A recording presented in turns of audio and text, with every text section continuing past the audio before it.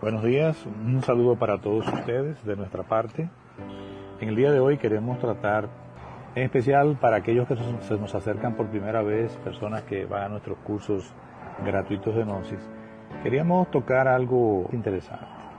La mayoría de las personas no saben que en el año 1966 se realizó en la ciudad de Messina, en Italia, específicamente en la Universidad de Messina, un coloquio sobre los orígenes del gnosticismo universal.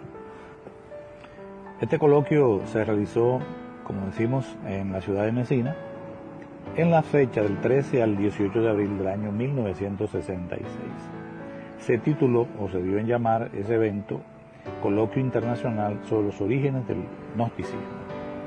Allí se concitaron una cantidad de expertos, de personas académicas, eruditos en los temas de las religiones antiguas, precristianas y el cristianismo primitivo. Se dice que la intención fundamental era examinar y dilucidar los orígenes del gnosticismo desde el punto de vista de la historia de las religiones y además definir a nivel de consenso los términos, qué es gnóstico y qué no es gnóstico y la participación de las distintas sectas gnósticas en el cristianismo primitivo. Fue un evento bastante interesante. Estamos hablando de que fue auspiciado por el Ministerio de Cultura de Italia en esa época y participaron nada más y nada menos que 69 expertos de distintos países. Entre ellos estaba el director del evento, profesor Ugo Bianchi, director de la Universidad de Messina. Pero también participaron figuras muy notables como Hans Jonas, Gian Danielou, A.F. Klein, y aunque no participó directamente, participó enviando sus ponencias el afamado Gilles Quispel, el historiador famoso holandés, catedrático de la Universidad de Utrecht, y que fue uno de los primeros entusiastas en estudiar las primeras traducciones de los textos de Nag Hammadi. Este personaje, este señor, en una ocasión dijo algo muy controversial. Es muy interesante lo que dijo. Dijo, y citamos: el gnosticismo está a punto de convertirse en la religión mundial del siglo XXI. Fue muy criticado quizá por esa expresión, pero al final lo que nos interesa es que sepamos de qué se trató allí. Se dice que en el coloquio se pusieron más o menos unas 43 ponencias. 15 fueron enviadas, pero 43 ponencias fueron hechas in situ, realizadas allí por los expositores famosos que estaban presentes en el lugar. Es interesante que veamos, por ejemplo, algunos de los tópicos que se trataron. Entre esos tópicos o ponencias, habían algunos muy interesantes. Por ejemplo, uno de ellos fue los orígenes del gnosticismo y la historia de las religiones, que era el tema fundamental. Pero allí se trataba también el problema de los orígenes del gnosticismo. Muchos autores y profesores famosos que estuvieron allí participaron de esa ponencia. Hubo otra ponencia que era por la definición del gnosticismo, es decir, tratar de definir los términos gnóstico, gnosticante, protonóstico, prenóstico, para tener un lenguaje común y que se respetara a partir de eso como conclusión, que todos aquellos eruditos que trataran esos temas tuvieran un lenguaje o vocabulario de consenso entre ellos.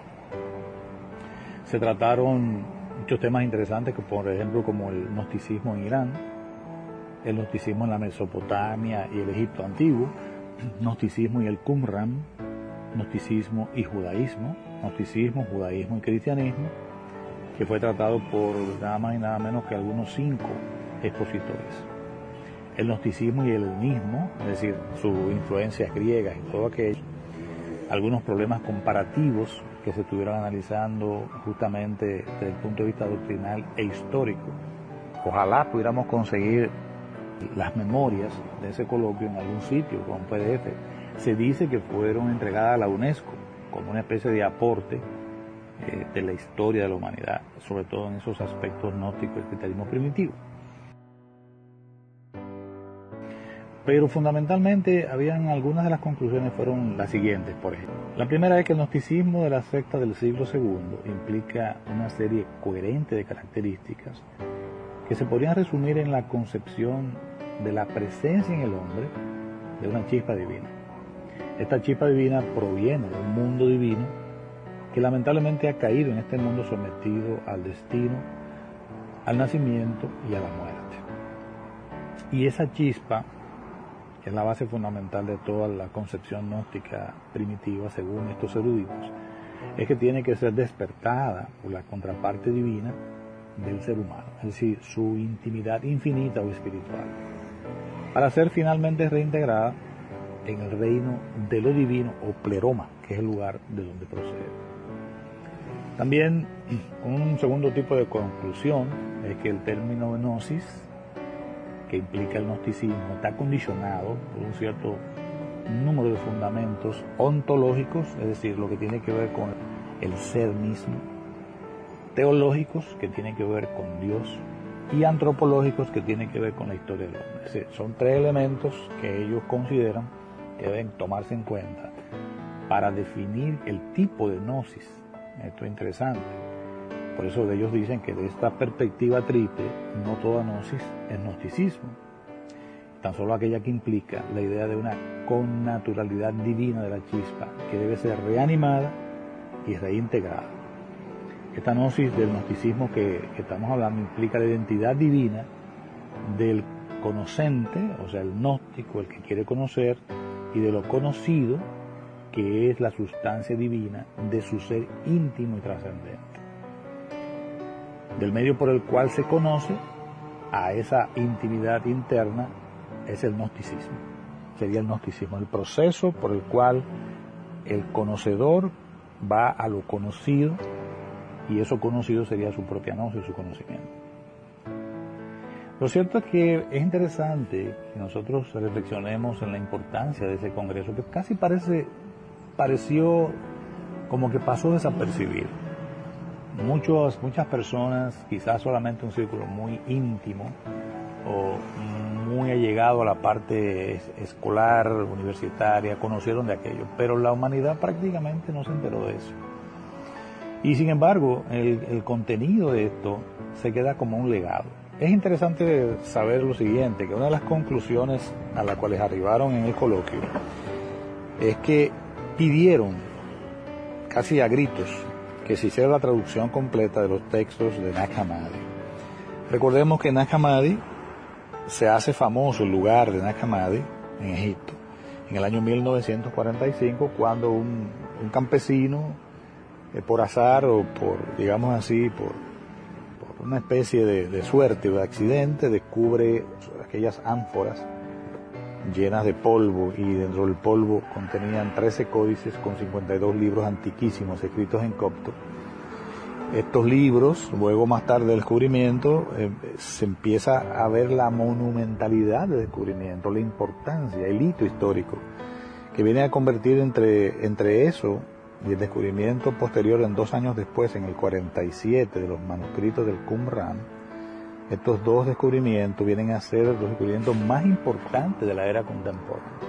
Se abren 2 ventanas al pasado para mirar el mundo gnóstico, desconocido hasta el momento, muy vilipendiado, muy atacado como herejía, pero precisamente por los padres de la Iglesia. Es decir, no se encontraban textos escritos por gnósticos donde pudiéramos ver los argumentos, la defensa, entre comillas, de todas sus concepciones. Todo lo que se tenía hasta el momento eran los ataques hacia los gnósticos. Es interesante que los eruditos, aquellas personas que se reunieron allí, pidieran casi a gritos que se hiciera esa traducción, porque así se podría tener una visión gnóstica escrita por los gnósticos. Ya sería una visión diferente, completamente. Ahí habría que ver entonces, contrastar las dos partes. Lo cierto es que es interesante saber que más tarde en el tiempo, cuando comienzan a atacarse las sectas, se cita este coloquio de Mesina para tratar de apoyar básicamente a la Iglesia y a los poderes fácticos del momento, los poderes que tenían básicamente la autoridad y el dominio a nivel mundial, para preservar ese poderío, ese imperio, que ustedes saben a quién yo me estoy refiriendo. Se utilizaron esos elementos de investigación para atacarlos precisamente a las sectas gnósticas como una herejía más. como un desprendimiento viciado de lo que fue el cristianismo, entre comillas, puro, que ellos aducen. Sería interesante hacer una pequeña reflexión, o sea, como ellos dicen que de dónde nosotros sacamos tanta información de eso, de todo aquello que implica un esoterismo profundo, de un conocimiento divino y de una supuesta historia valentiniana de cómo se emana esa fuente divina y viene a caer en este mundo del reino caído. ¿De dónde sacamos nosotros toda esa información? Sería también bueno devolver la pregunta, ¿de dónde sacan ellos toda la información que tienen? Si justamente tuvo que hacerse un coloquio para evidenciar su ignorancia con relación a estos temas gnósticos. Pero bueno, es importante saber, para que tengamos esa preservación de lo que es la doctrina gnóstica, sobre todo lo que el maestro Samael trajo como avatara, como misionero, como el mensajero que viene a traer toda esta información de una manera más pura, desvirtuada por los años y por los intereses. El maestro viene y saca toda esa información como debe hacer. En el año 74, es decir, estamos hablando de que en el 66 fue el coloquio de Mesina, ya en el 74, quizá una decena de años o algo así, el maestro Samael escribe el mensaje de Navidad del 1974-1975, que se dio en llamar la doctrina secreta de Anáhuac.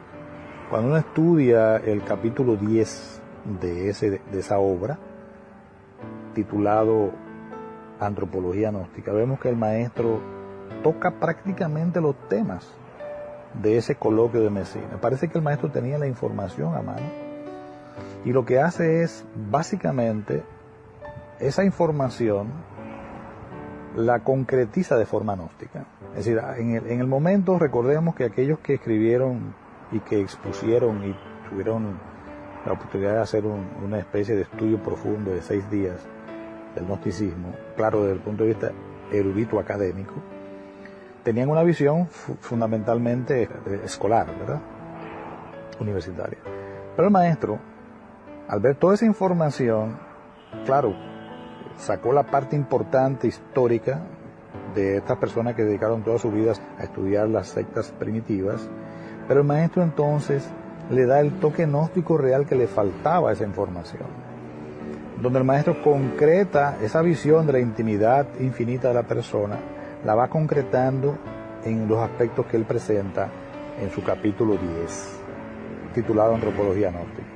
Es muy importante que nosotros, como aspirantes a este tipo de sabiduría, tengamos por lo menos el mínimo respeto de entender que el maestro, como siempre se ha citado, que ha plagiado y todo eso, no es un plagio, es fundamentalmente el uso de esa información que en un momento parecía privilegiada, ¿verdad?, pero que de alguna manera llega a sus manos. El maestro entonces, viendo la ambigüedad escolástica, ¿verdad?, con la que se presenta todo aquello, él la concretiza desde el punto de vista gnóstico.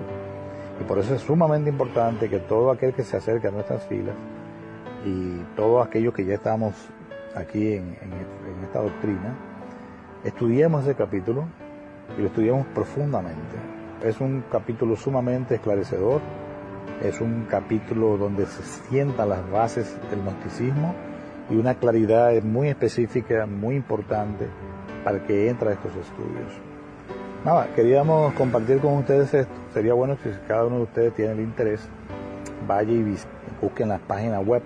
En Wikipedia se encuentra el coloquio de Mesina, muy bien explicado, muy bien tratado, y al mismo tiempo nosotros nos acerquemos al libro La Doctrina Secreta de Anáhuac, en el capítulo 10, para que veamos cómo el maestro utilizó esa información, pero la concretó desde el punto de vista gnóstico, la dirigió hacia donde tenía que ser.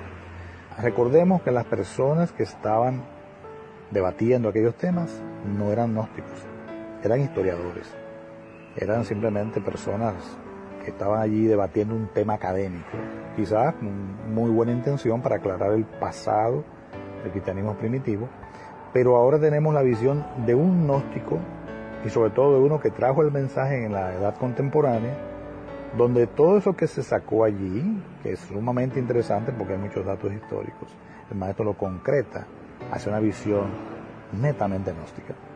Que tengan muy buen día.